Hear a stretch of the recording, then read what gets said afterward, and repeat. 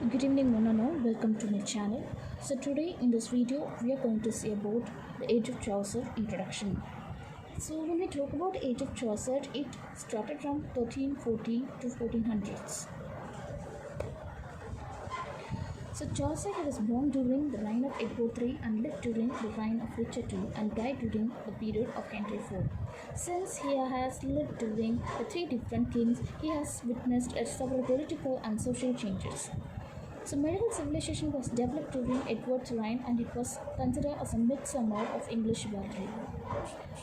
So when we talk about Chaucer's Night Tale, it tells about the romantic idealism of Edward Court. So there are a lot of foreign conquests and fresh victories that was also added a lot of pride and ambition to the country. So other side, the king and his nobility led a gay life, and at the same time the trade expanded and the wealth of the commercial class people was also increased. So at the same time the country was affected by a lot of disease.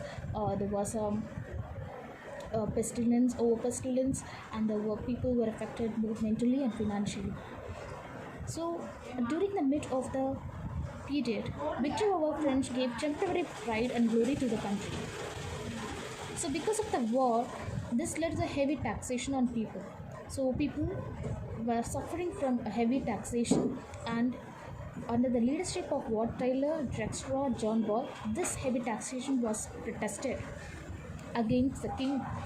So later, a lot of political troubles were also increased, and during Richard's reign, because of his unwise and diplomatic rule, there was a lot of conflicts between king and his subjects.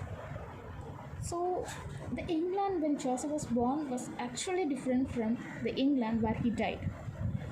So we can also see a dramatic change at the beginning of when we compare the beginning of the era and the end of the era. So the church was corrupted, and the churchly people and the godly people, which are considered as the people who were born to serve the God, were also corrupted. The clergy were ignorant and careless, the friars were corrupted and greedy. So even Chaucer had not shown any interest in public affairs. See, he has not reformed any people through his work. So from in his Canterbury Tales, from his picturization of monks, priests, friar and pardoner, it shows a shocking state of the country at those times.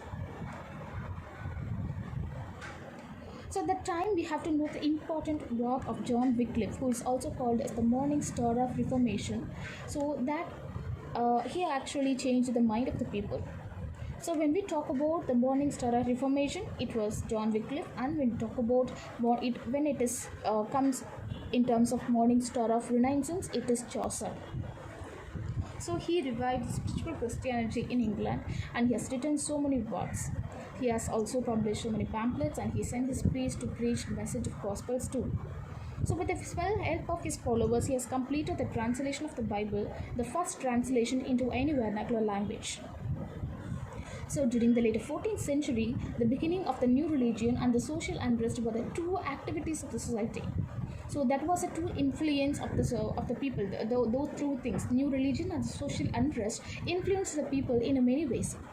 But the third influence was also there. It was an intellectual influence. People at that period were searching for something new. They were very desired to learn something new. So scholarship was a main concern of the church, and men's thought and feeling were about themselves and were governed by the theology. So people went hate theology, and a lot of people involved in godly activities at the later period. So the controlling element of the Chaucer's period was ecclesiastical ideas and medieval habits.